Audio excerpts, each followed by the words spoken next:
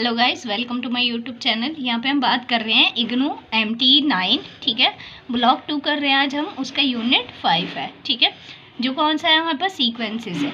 Sequence की basic पहले definition पढ़ लेते हैं कि आखिरकार सीक्वेंस होता क्या है हमारा।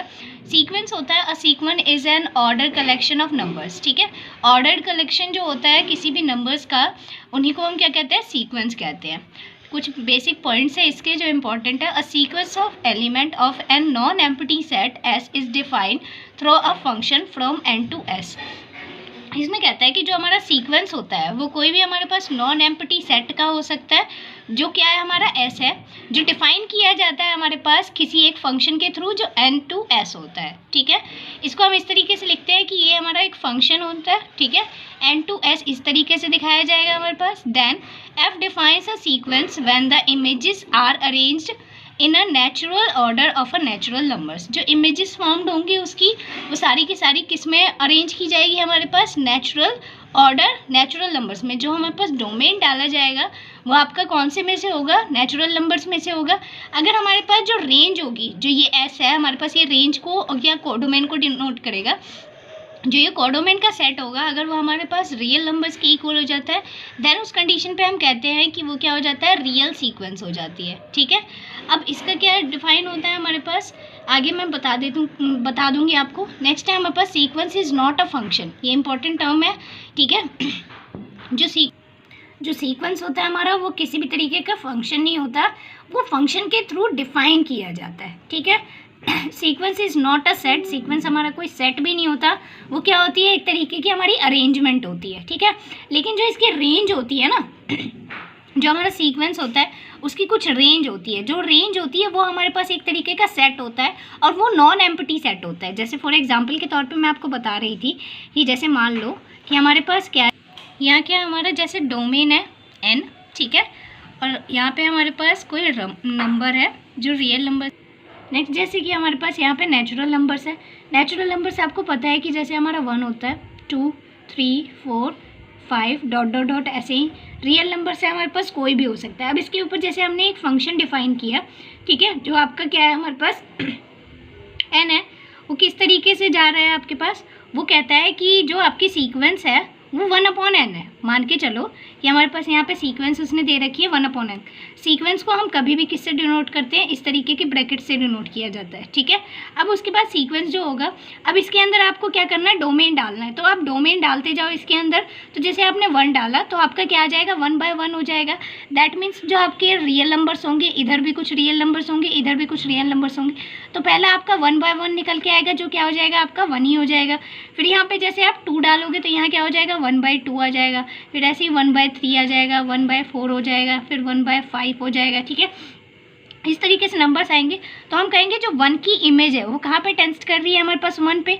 जो 2 की इमेज है वो कहाँ पे टेंस कर रही है हमारे पास, 1/2 पे। जो 3 है उसकी इमेज जो है वो 1/3 पे। 4 की ऐसे ही कैसे कर रही है हमारे पास, 1/4 पे। 5 की जो है वो 5 पे। अब रियल नंबर से तो इनके बीच में कुछ नंबर्स होंगे। ठीक है, इनके बीच में भी आपस में बहुत सारे नंबर्स होंगे। तो इस तरीके से आपको दिख रहा होगा कि ये फंक्शन के थ्रू डिफाइन किया जाता है, लेकिन ये हम जो सीक्वेंस होता है उसको हम फंक्शन नहीं बोल सकते हैं। ठीक है, वी कैन नॉट से इट्स अ फंक्शन। हम ये कह सकते हैं कि ये फंक्शन के थ्रू, मतलब एक हमारे पास फंक्शन दिया जाता है जो इसके ऊपर ऑपरेट होता है, ऑपरेशन या रूल कह सकते हैं हम, जो इसके ऊपर ऑपरेट होता है। ठीक है, हर बार हमें ये बनाने की ज़रूरत नहीं है, मैंने सिर्फ आपको ये समझाने के लिए बनाया है। अब हम रेंज की बात कर रहे हैं। तो रेंज जो है, आपको पता है कि रेंज जो होती है वो रेंज क्या होती है हमारे पास, एक तो नॉन एम्प्टी सेट होगा वो। ठीक है, नॉन एम्प्टी सेट का मतलब ये है कि इसके अंदर कोई ना कोई नंबर्स जो होंगे वो प्रेजेंट होंगे। अब हमें पता है इसकी जो रेंज होगी वो क्या होगी, हमारे पास रियल नंबर्स आ रही है ना, मतलब इसकी जो रेंज होगी, इसकी रेंज जो होगी वो क्या हो जाएगी आपके पास, इनफाइनाइट हो जाएगी, है ना, इनफाइनाइट हो जाएगी। क्योंकि ये जो हो गई ये आपके पास क्या करेगा, धीरे धीरे जाके, या हम ये कह सकते हैं कि ये जो है आपके पास 1 से लेके कहाँ तक जा रहा है, ये 0 तक जाएगा, है ना। इसकी जो अपर लिमिट होगी वो 1 होगी, और जो इसकी लोअर लिमिट होगी ये खैर वो तो बाउंडेड के लिए हो जाएगा, लेकिन रेंज जो होगी इसकी 1 हो जाएगी, फिर 1/2 हो जाएगी, 1/3 हो जाएगी, 1/4, ऐसे ही एज इट इज़ जैसे जैसे आप नेचुरल नंबर्स इसके डालते चले जाओगे ऐसे ऐसे ही क्या निकलती चली जाएगी, आगे रेंज बढ़ती चली जाएगी। तो रेंज जो होगी वो इसकी क्या हो जाएगी, इनफाइनाइट हो जाएगी। ठीक है, समझ आ गया आपको। इस तरीके से हमारी फाइनाइट रेंज होती है, इनफाइनाइट रेंज होती है। ठीक है, अब फाइनाइट रेंज जैसे हमारे पास कैसे हो सकती है, जैसे मैंने आपको बोल दिया कि जैसे -1 है, इसकी पावर n है। ठीक है, अगर आप इसके अंदर कोई भी वैल्यू डालते हो, आप कोई भी नेचुरल नंबर इसके अंदर क्या करते हो, प्रोड्यूस करते हो, ठीक है, डालते हो, तो डालने के बाद आपके पास इमेज आएगी, जो रेंज निकल के आएगी वो किस तरीके से आएगी, आप डाल के देख लो। जैसे हम 1 डालते हैं तो -1 आ जाएगा, आप 2 डालो यहाँ पे n की जगह तो क्या आ जाएगा आपका +1 आ जाएगा, फिर आप डालोगे तो -1, फिर +1, फिर ऐसे ही -1 +1 ऐसे ही चलता जाएगा ना, मतलब ये रिपीट हो रही है। तो इस कंडीशन पे हम कहेंगे कि जो इसकी रेंज होगी, सेट ऑफ रेंज होगा, वो हमारे पास क्या आएगा, -1 और 1 आएगा, है ना। क्योंकि हमें पता है जो सेट होता है उसके अंदर क्या होते हैं, जो नंबर्स होते हैं वो रिपीटेशन नॉट अलाउड होती है, इस वजह से हम इसको एक बार ही लिख सकते हैं। तो यहाँ पे क्या है हमारे पास जो नंबर्स है, देखो सीक्वेंस तो हमारे पास बहुत सारी हो सकती है, अपने आप को रिपीट करती जा रही है, इसी वजह से मैंने कहा था सीक्वेंस जो होता है वो किसी भी तरीके का सेट नहीं होता। ठीक है, तो ये हमारे पास कोई सेट नहीं है, इसको हम इस तरीके से भी दिखा देते हैं। ठीक है, कई जगह आपको कर्ली ब्रैकेट्स के अंदर भी दिखाए जाएंगे, कई जगह हमारे पास बहुत सारे अलग अलग तरीके के ब्रैकेट्स यूज़ किए जाते हैं, बस मोस्ट ऑफ द केसेस में आपके जो बुक के अंदर यूज़ किया गया है वो ये वाला ब्रैकेट यूज़ किया गया है सीक्वेंस को दिखाने के लिए। ठीक है, तो इस तरीके से दिखाते हैं, ये कई जगह इसको सिर्फ खुला भी छोड़ देते हैं। ठीक है, जो रेंज होती है हमारे पास, रेंज को कर्ली ब्रैकेट में दिखाया जाता है क्योंकि ये हमारे पास क्या होती है, एक सेट होती है, नॉन एम्प्टी सेट होती है, और रेंज के अंदर हम एलिमेंट्स को एक ही बार लिख सकते हैं। तो इसकी रेंज आपको दिख रही होगी -1 से 1 पे, क्योंकि जब आप इसकी इमेज बनाओगे तो इसकी जो इमेज होगी वो किस तरीके से बनेगी, वो कुछ इस तरीके से बनेगा कि आप यहाँ पे -1 की कोई भी वैल्यू डालते जाओ, है ना। जैसे आपने 1 डाला, 2 डाला, 3 डाला, 4 डाला, क्योंकि नेचुरल नंबर्स डालते हैं हम डोमेन के तौर पर। ठीक है, और यहाँ पे आपके पास क्या निकल के आ रहा है, -1 और 1, तो ये सारी वैल्यूज़ जो होंगी वो इस तरीके से टेंस करती चली जाएंगी। ये भी इसके ऊपर करेगा, फिर 4 होगा वो 2 के ऊपर, ऐसे ही 5 होगा वो आपके पास -1 पे चला जाए। तो सारी वैल्यूज़ जो है वो किसी 2 के ऊपर ये सारी की सारी क्या कर रही है, आपके पास इमेज बना रही है। तो इस वजह से हम कहेंगे जो इसका रेंज होगा हमारे पास वो -1 से 1 होगा। आई होप आपको समझ आ गया होगा कि जो हमारे पास सीक्वेंस होती है वो किस तरीके से डिफाइन की जाती है और जो रेंज होता है उसको किस तरीके से निकाला जाता है। अब हम आगे बात कर लेते हैं कुछ सीक्वेंस के बारे में कि वो होते क्या क्या है। नेक्स्ट टॉपिक है हमारा सब सीक्वेंस। सब सीक्वेंस आखिरकार क्या होता है, क्योंकि रियल सीक्वेंस तो मैंने आपको बता दिया रियल सीक्वेंस क्या होते हैं। ठीक है, सब सीक्वेंस की हम बात कर लेते हैं। आपको पता ही है कि हमारे पास इसकी डेफिनेशन में लिख देती हूँ।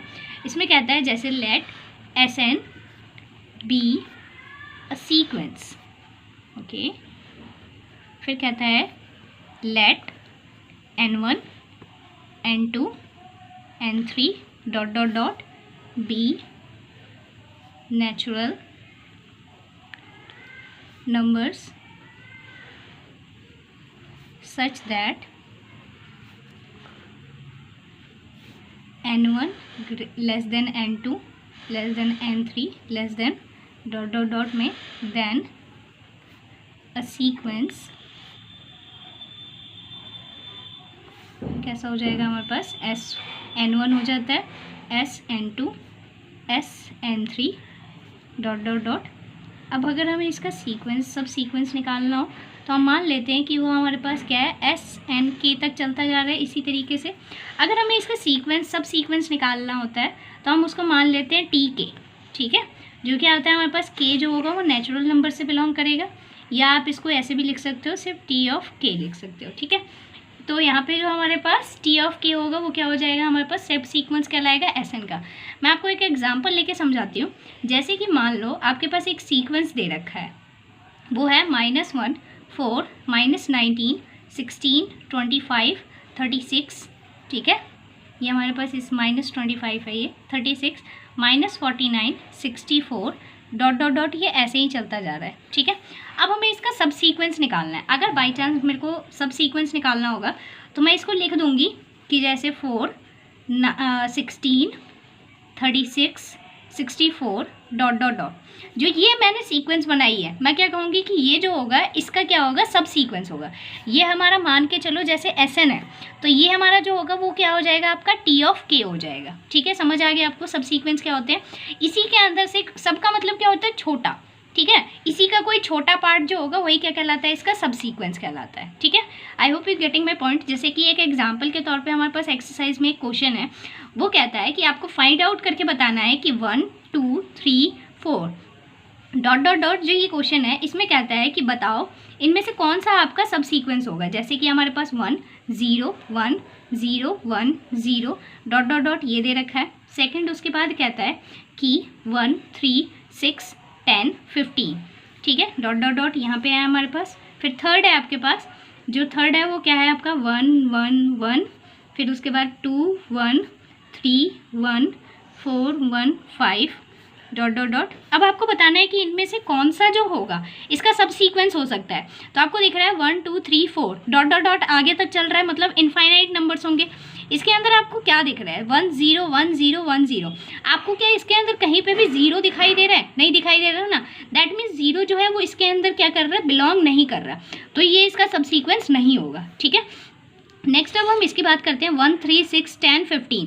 अगर हम इसको आगे तक खोलें तो क्या ये नंबर्स आएंगे या नहीं आएंगे इसके अंदर? बिल्कुल आएंगे। तो इस वजह से हम कहेंगे ये इसका सब सीक्वेंस होगा। ठीक है, अगर हम इसमें से वैल्यूज छांटें तो ये इसका सब सीक्वेंस बन जाएगा। ठीक है, जब यहाँ पे देखोगे 1 1 2 1 3, क्योंकि ये सीक्वेंस है तो इसके अंदर नंबर्स जो है वो रिपीट हो सकते हैं। ठीक है, हम सेट की बात नहीं कर रहे हैं, हम सीक्वेंस की बात कर रहे हैं, तो इसके अंदर नंबर्स जो है वो रिपीट हो सकते हैं।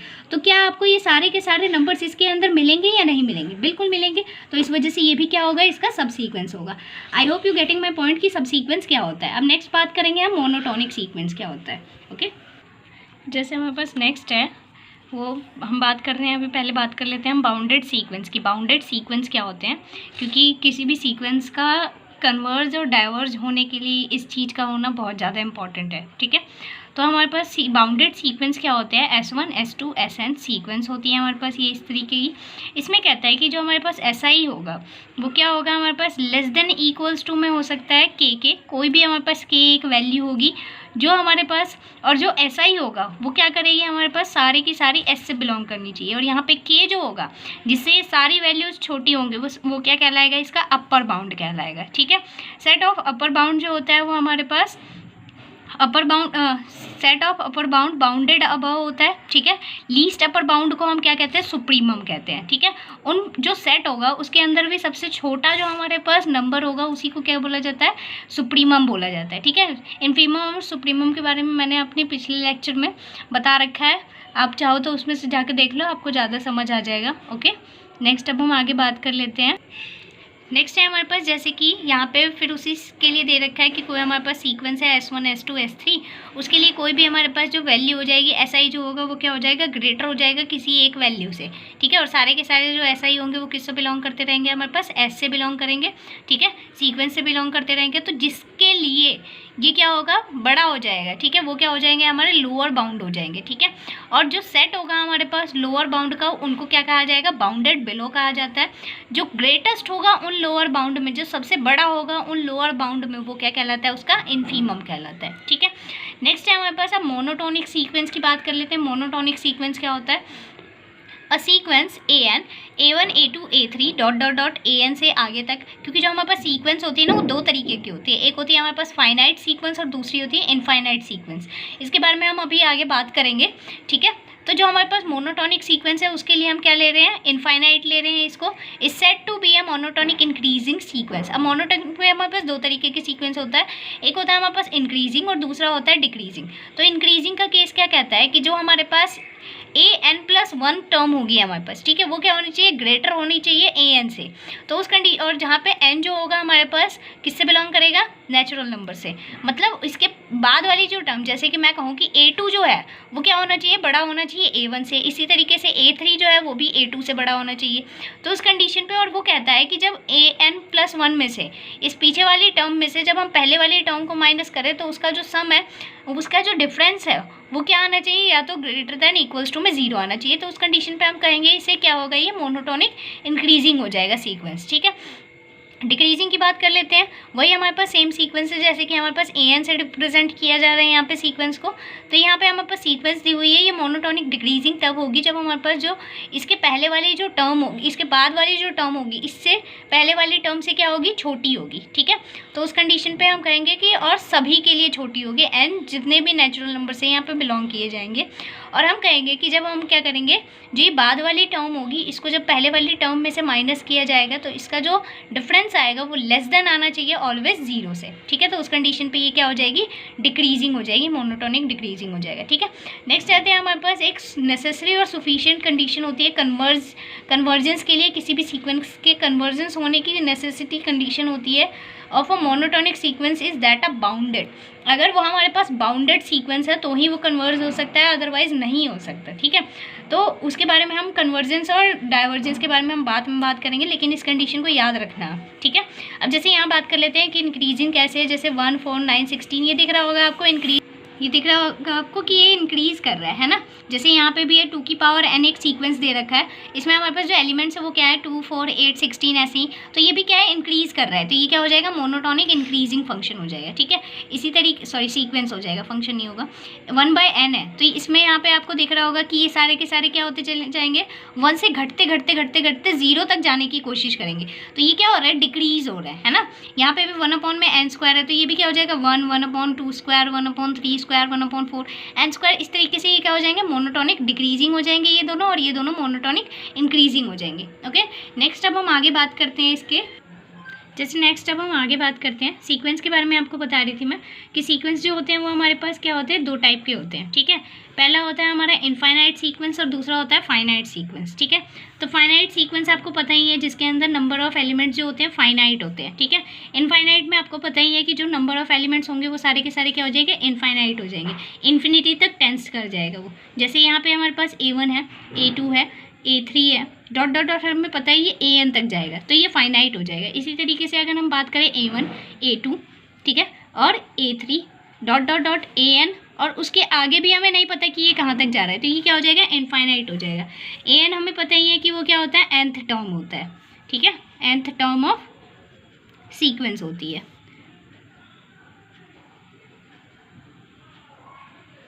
ठीक है।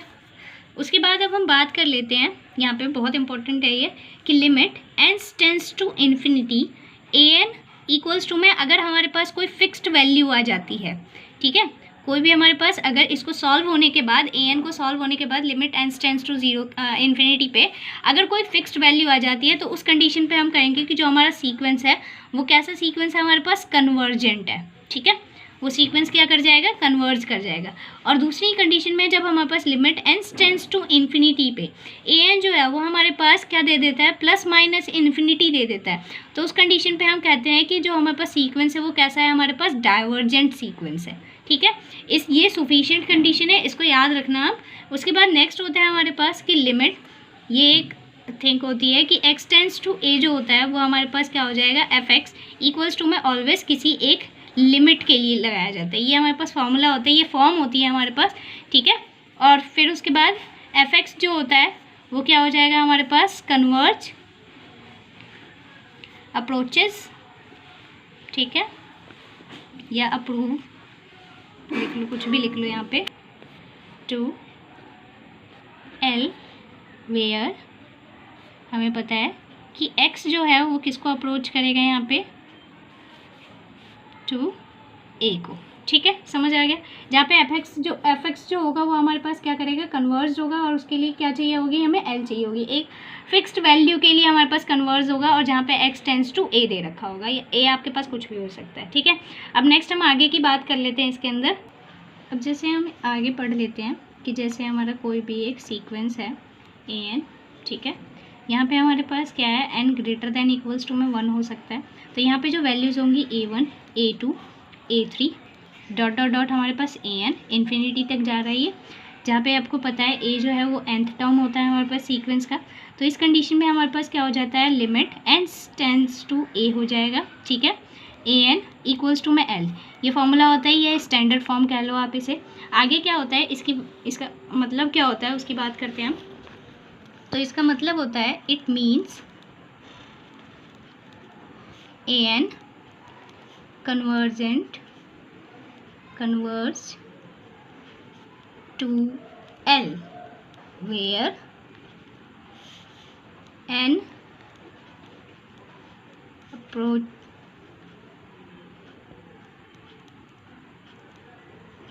ए।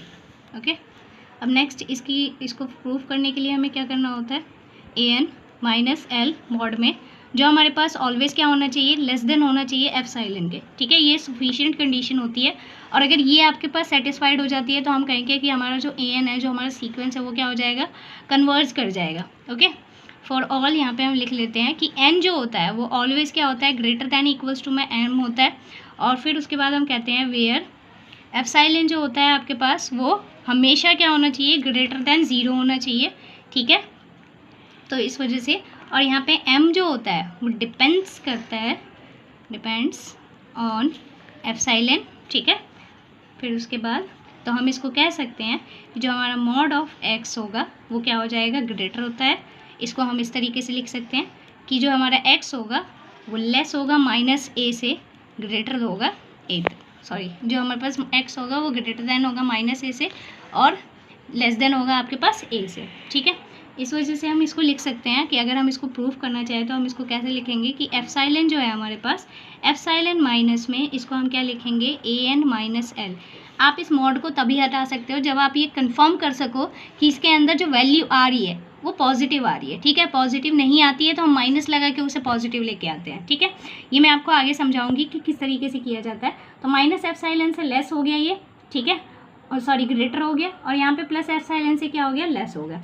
अब आपको ये एल हटाना है तो एल हटाने के लिए आपको क्या करना होगा, यहाँ पे प्लस एल करना पड़ेगा।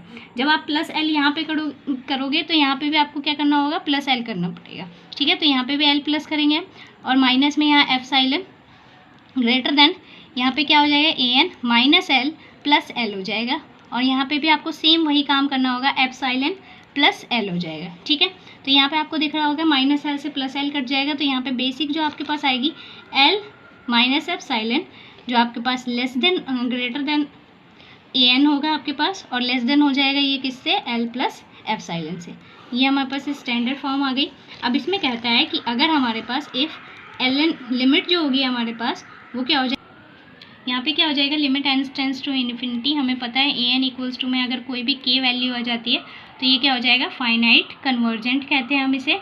ठीक है, अभी जस्ट हमने पढ़ा था, और ये बहुत इंपॉर्टेंट कंडीशन है, आपको याद रखनी है, क्योंकि पेपर में ऐसे क्वेश्चन आते हैं जिसमें पूछा जाता है कि आपको टेस्ट करके बताना है कि जो हमारे पास सीरीज़ गिवन है वो कन्वर्जेंट है या डाइवर्जेंट है। तो उसके तरीके मैं आपको अभी बताऊंगी कि किस तरीके से हम किसी भी सीरीज़ को टेस्ट कर सकते हैं, सीक्वेंस को टेस्ट कर सकते हैं कि वो हमारे पास कन्वर्जेंट है या डाइवर्जेंट है। उसके लिए हमारे पास पहला जो रूल आता है, पहली जो थ्योरम आती है वो होती है हमारी कॉचीज़ थ्योरम। ठीक है, तो कॉचीज़ थ्योरम के अंदर वो बहुत बड़ी है, तो इसलिए हम नेक्स्ट वीडियो में उसके ऊपर बात करेंगे। अभी हम कुछ क्वेश्चंस कर लेते हैं जिसके अंदर हमें प्रूफ करना होगा कि कोई भी सीक्वेंस जो होती है हमारे पास वो कन्वर्जेंट है या डाइवर्जेंट है। तो इसके ऊपर हम बात कर लेते हैं। जैसे फॉर एग्जांपल के तौर पे हमारे पास एक क्वेश्चन है, वो कहता है आपसे कि शो दैट आपको करना है limit n tends to infinity 1 + 2 + ... plus n upon में आपके पास है n² इक्वल्स टू 1/2 है। इस चीज़ को आपको क्या करना है, शो करना है। ठीक है, तो इसके अब हम सॉल्यूशन कैसे करेंगे, आपको पता है इसकी स्टैंडर्ड फॉर्म आपको पता है, स्टैंडर्ड फॉर्म के हिसाब से आप कंपेयर कर सकते हो। आपको पता है कि ये पूरा आपका an हो जाएगा और ये जो वैल्यू है ये क्या हो जाएगी, l हो जाएगी। तो इस तरीके से हम इसका सॉल्यूशन लिख सकते हैं कि जो हमारा an है, an क्या आ गया आपका 1 + 2 + ... प्लस में आपके पास n अपॉन में यहाँ पे क्या आ गया n², और जहाँ पे आपके पास l है वो l क्या आ जाएगा, 1/2 आ जाएगा। तो इस कंडीशन पे अब हम इसको लिखेंगे कि an इक्वल्स टू में क्या हो जाएगा, 1 + 2 + ... प्लस n अपॉन में यहाँ पे n²। ठीक है, अगर आप इसको सॉल्व करो, अगर आपको ये दिख रहा हो तो ये क्या है, हमारे पास सम ऑफ नेचुरल नंबर्स है। जो सम ऑफ नेचुरल नंबर्स है उसका जो फॉर्मूला होता है वो क्या होता है, उसका फॉर्मूला होता है n + 1/2 मल्टीप्लाई में यहाँ पे क्या हो जाएगा, n² हो जाएगा। ठीक है, अगर आप इसको काटना चाहो तो ये कट जाएगा यहाँ से, और जो आपके पास वैल्यू आएगी कट के वो आएगी n + 1 अपॉन में 2n आ जाएगा। अब हम अपनी लिमिट लगाएंगे, लिमिट की जो कंडीशंस थी उसको अप्लाई करेंगे इसके ऊपर। तो इसकी जब हम कंडीशन को अप्लाई करेंगे तो वो कंडीशन क्या कहती है, an माइनस एल मॉड में ये आपका क्या होना चाहिए, लेस देन होना चाहिए एप्सिलॉन के। ठीक है, फॉर ऑल जो हमारे पास n है वो ग्रेटर होता है ऑलवेज किसके, m के। तो अब हम इसके अंदर वैल्यूज़ पुट करने वाले हैं। जो आपका an है, an क्या आया है, n + 1/2n आया है, माइनस में आपको l की वैल्यू पता है, l की वैल्यू क्या है आपके पास 1/2 है, और ये मॉड में है पूरा, और लेस देन किससे, एप्सिलॉन से। ठीक है, अब उसके बाद आपको क्या करना होगा, इसको सॉल्व करोगे जब आप, तो आपको एलसीएम लेने के बाद इसकी जो कुछ वैल्यू मिलेगी वो 2n n+1 माइनस n मिल जाएगी यहाँ पे, ठीक है, मॉड में एप्सिलॉन से लेस देन हो जाएगा ये। उसके बाद यहाँ से n से n कट जाएगा, 1 में यहाँ आ जाएगा 2n, ठीक है, 1 में 2n, और ये क्या हो जाएगा, लेस देन हो जाएगा। एप्सिलॉन क्या आपको पता है कि ये वैल्यू जो है वो क्या है, पॉजिटिव है। दैट मीन्स हम इसकी वजह से क्या कर सकते हैं, इसको बाहर निकाल लेंगे, तो 2n हो जाएगा लेस देन आपके पास एप्सिलॉन के। अब हमें क्या करना है, इसको कंपेयर करना होगा। अब जैसे कि आपको अगर यहाँ से n की वैल्यू चाहिए ना हमें, कि किस वैल्यू के लिए आखिरकार n जो है वो छोटा है इससे, है ना, तो n हम निकाल लेते हैं यहाँ से। तो n की आपके पास जो वैल्यू आएगी, n जो होगा वो क्या हो जाएगा यहाँ पे 1/2 एप्सिलॉन के हो जाएगा, है ना। इसे क्रॉस मल्टीप्लाई कर दो तो आपको पता चल जाएगा। फिर यहाँ से हमें पता चल गया कि n जो है वो क्या हो गया, मतलब इसको पलट लो तो n ग्रेटर है आपके पास 2 एप्सिलॉन के। हमें पता है कि ये जो वैल्यू होती है वो किसके इक्वल होती है, अभी हमने यहाँ पे लिख रखा था कि n जो है वो क्या होता है, ग्रेटर होता है किससे, 2m से। तो इस वजह से ये वाली वैल्यू आपको दिख रही होगी कि n जो है यहाँ पे ग्रेटर किससे हो गया, 1/2 एप्सिलॉन के। तो यहाँ पे हम लिख सकते हैं कि जो m की वैल्यू है वो 2 एप्सिलॉन के इक्वल आ गई, ठीक है। और यहाँ पे हम लिख लेंगे कि m be a positive integer, ठीक है, पॉजिटिव इंटीजर हो जाएगा। तो इस कंडीशन पे हम इसको लिखेंगे कि limit n tends to infinity जो है, यहाँ से आपको वैल्यू मिल गई, ठीक है, 1 + 2 + dot dot dot n upon में n² जो है वो किसके इक्वल है, आपका 1/2 के इक्वल है, क्योंकि आपको यहाँ से क्या मिल गई है, n की एक ऐसी वैल्यू मिल गई है, एप्सिलॉन की एक ऐसी वैल्यू मिल गई है जिसके लिए क्या है, छोटा है, ठीक है। I hope you getting my point, आपको समझ आ गया होगा। इस तरीके से क्वेश्चन करेंगे हम। अब नेक्स्ट वीडियो में हम कॉची सीक्वेंस के बारे में डिस्कस करेंगे, जो बहुत ही ज़्यादा इंपॉर्टेंट है। उसके कुछ थ्योरम्स करेंगे, प्रूव करेंगे, और उसके बेस्ड कुछ इंपॉर्टेंट क्वेश्चन करेंगे जो एग्जाम में आए हुए हैं। Thanks for watching my video. Like, share और सब्सक्राइब करना मत भूलना।